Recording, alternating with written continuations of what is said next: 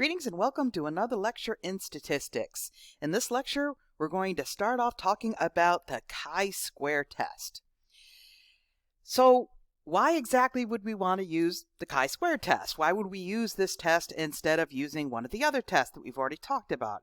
Why to use this instead of using, say, the t-test or the f-test or a z-test? Or why are we using this particular test? Now, this test does it kind of does the same thing. For all of these tests, we're looking to see whether or not there is an association between things, whether there's an association between a condition or does the condition cause a change in a behavior, that sort of thing. Here we're determining whether or not two variables are associated. And these variables are not numbers. Okay, it's not like you can say, okay, my weight is thus and so, and before the diet my weight was thus and so, and we can take an average of before and after. That's not how this works. We're looking at categories. Okay, so instead of giving somebody the weight or giving somebody, a height or giving somebody, something along those lines where you can measure an amount of something. Those are interval. Remember interval and ratio and all those things we went over early on? Intervals, you can use means, but you can't do a mean of yes. Okay, it's either yes or it's no, let's say. So you can't do a mean of yes. I mean, I suppose you could if you use, one of those scales where we're going to do, highly yes, sort of yes, but no, we're not doing that. We're doing yes. Okay? Or what did you do here? I did this, this, or this. Okay, and we're basically looking at maybe here and this. It's categories. You can't take a mean of a category. Okay, and so here we're not going to have a null that says there's no difference between the means, because you can't take a mean of a category. You can't take a mean of yes or no, or male or female, or paper or plastic. You can't do a mean of that. Okay, so instead we're going to say, okay, is there a relationship between these, or is there no relationship, or is there chance relationship? Okay, the null is going to say there's no relationship, or there's a chance relationship. The alternative is going to say there is a relationship. So let me talk about this a little bit more in terms of the logic of the test. A lot of times what people are looking at in these types of researches might be things like, do responses that people give vary according to some variable? Okay, so we've got categories. And the responses are also going to be categories. Okay, I've been taking a lot of surveys lately, and a lot of them have to do with things like my political background and what I think the country should be doing. And it's difficult then. We can't, take an average of political background or take an average of what I think the country would be doing, or we certainly can't take an average of how they might affect one another. These things are categories. So we can work with numbers with the categories. This is not to say that we can't use numbers. And I suppose you could get some very vague things like yes versus no, but it might be difficult then to tell what are you going to compare it to? Because we're talking about categories. Okay, so comparing one category to another category, it's just, you can't compare one category to another category. Not really. So how do we look at this? Well, first thing we do is we make up what's called a contingency table. The contingency table shows the results that we found.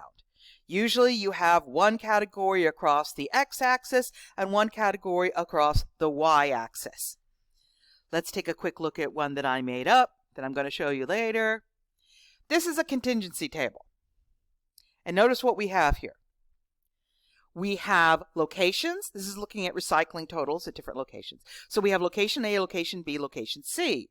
And then we have glass, cardboard, plastic, and aluminum. We've got two categories. Okay. So at location A, we had 8 glasses, or glass. At location B, we had 23 glass. At location C, we had 29 glass. So in total there were 60. So what the total categories, the ones both along the x-axis and the y-axis, those are called marginal totals. And they're called marginal totals because they're in the margins. Okay? So we're just going to look at glass, or we're just going to look at cardboard, or we're just going to look at what? Or we're just going to look at location. Location A, location B, location C. These help to show an association. And in fact, if things start to clump, you might be able to eyeball it and tell if there's an association, or you might not. Things are not always as obvious as they look. Because remember, just like everything else, we want to see whether or not this clumping is extreme enough to indicate there is indeed a difference. A difference between these variables, a difference between these contingencies. Or is this just due to chance?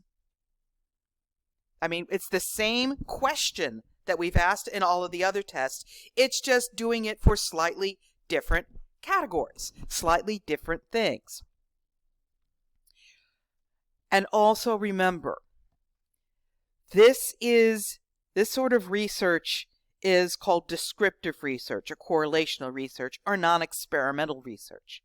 You can't really tell why you're getting these results. So when you interpret these results, it's best to just say that there is a connection or there isn't a connection. Don't necessarily try why, because in order to do why, you need more than observations like this. You need more than a survey.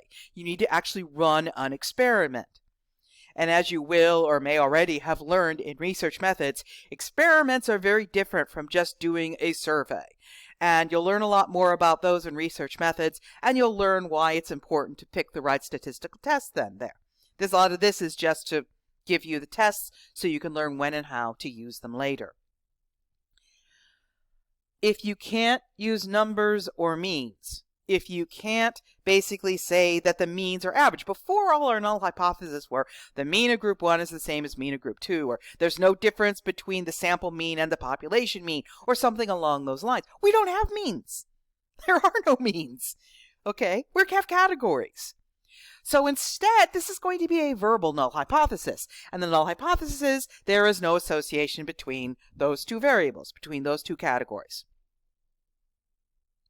That's the null. And the alternative, of course, then is that there is an association. That one does affect the other in some way. Or we can't even say that. That when one changes, the other changes. That's the way to say it. Because we don't know whether one is affecting the other.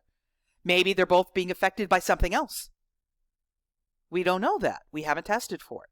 So all we can say is that they change together. There is an association of some kind going on here. To go back to this category, so here we go. We got glass, cardboard, plastic, aluminum. We've got location, location, location. We've got our marginal totals here. So notice that all of these add up to 100. All of these add up to 200. All of these add up to 60. All of these add up to 180. So one of the first things you're going to do when you get an example of this, if it isn't given to you already, is do the marginal totals. Add all these up to get this. Add all these up to get this. Because once you get this done, as you're going to see in much of the rest of this lecture, and almost certainly in the next one, I don't think I can cover this in one lecture, is what we're going to use that information to do. To find whether or not there's an association. In other words, how do we do this? Well, there of course is a formula. There's always a formula. There's no escape from the formulas. Okay, so the first thing you need to do basically is look back at the contingency table, which we'll do real fast. Okay, so notice what we have here. We have what we observed. We observed 8, we observed 28, we observed 39, we observed 25. We observed, etc., etc., etc., and we have the totals. So we have that. The observed frequency is what we measured. F sub 0. Actually, it's F sub O for observed. Sorry, I'm so used to saying 0. F sub O. Frequency of observed. So the observed frequency is not completely surprising. 8 and 28 and 39 and 25 and 31 and 85 and 61 and 23 and so forth and so on. That's the observed frequency. The expected frequency, on the other hand, is what we would expect to see given the marginal distributions and the total numbers. This is the closest thing that we're going to get to an average. It might be an average, it's not a mean. I mean, there's something going on here in that we're finding an expected frequency. Given these numbers, given all the marginal frequencies, what would we expect to see there? Given the number, say, if we go back to, given, let's say, we have 8. Okay, we have 8 right here. So the total number of things in location A is 100. That's the total number of items in location A. The total number of glass items are 60. Right? So what we're looking for the expected is a relationship between the total number of glass items and the total number of items in location A. For this one, for 28, cardboard location A, we're looking at the total number for location A and the total number for cardboard. For plastic in location A, we're looking at the total number of location A and the total number of plastic. So this gives you an idea of why you need to make this particular chart, because you're going to be using it. You're going to be using it. What is the formula for each cell? The expected frequency for each cell, F sub E, is the total of each row times the total in each column for that particular cell. For glass in location A, it's the total number of glass and the total number of location A. Multiply those together and divide them by the grand total, which I'm calling capital N. What is the grand total? The grand total is right here. That's the grand total. And it'll also give you an idea, essentially, if you add up both of the totals this way and the totals this way, it'll give you an idea as a double check to make sure you got your math right. Because, of course, they'll come up with different numbers if you didn't get your math right. So it's good to add them up both ways to get that total. So again, sorry, my mouse died. I'm working with the trackpad on the computer and laptop. It doesn't work very well. So I'm sorry if things are flashing all over the place. So the expected frequency there, as you can see, is the row total times the column total divided by N. So what do? You take your chart and you make something like this. Now, your book suggests to use like upper left, upper center, upper right. I don't care what you use as long as it's clear what it is that you're talking about. And so notice in this table that you're basically, you're doing all the calculations here. I would really like you to do something like this on the test, because this way I can tell where you might have made a mistake. Remember, if I can find where you made a mistake and it's arithmetic error, you're going to miss fewer points than if I can't tell where you made the mistake. Okay, so always show your work and label it as clearly as possible. So here we go. For the upper left, for the glass in location A, our observed was 8. Okay, 8. There were 60 glasses. There were 100 in location A. So what do? We multiply rows by columns. We multiply 60 by 100. We get 6,000. We divide it by 600. I apologize, I didn't put that table in. And we wind up with 10. Because 6,000 divided by 600 is 10. You do the same thing here. We expected 23.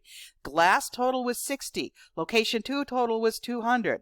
So what do we have? We have 1,200. 1,200 divided by 600 is 20. And so forth and so on and on and on. It's fairly simple arithmetic.